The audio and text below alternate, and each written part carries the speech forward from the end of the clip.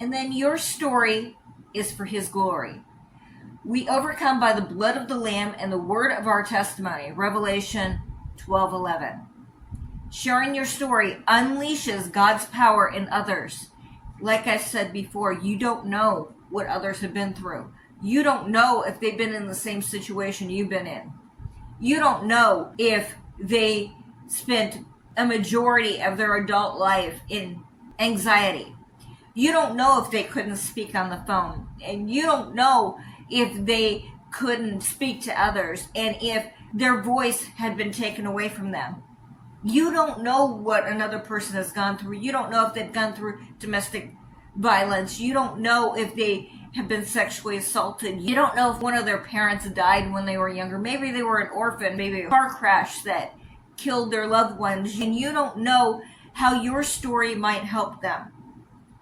You don't know that I spent a great amount of time being in anxiety, that I couldn't talk on the phone, that I couldn't talk to anybody, and that my voice had been diminished.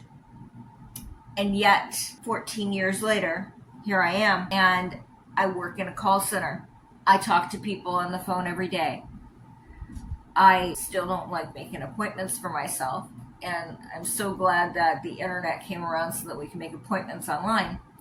There are certain things that I will do fearful because I still have that twinge of anxiety.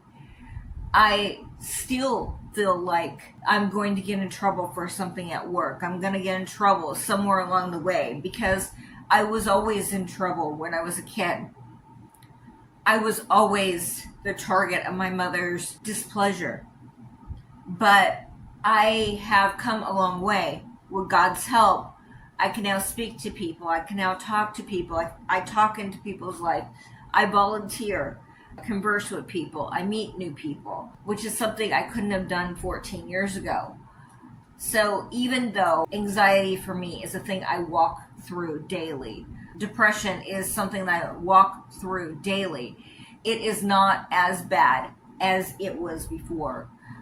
I do things now that I didn't do before and that I couldn't do before because my anxiety was so crippling that I didn't even want to leave the house. But you don't know who needs to hear your story. You don't know what they're going through, and they don't know what you've been through. But we need to share our stories with others so that they can be helped.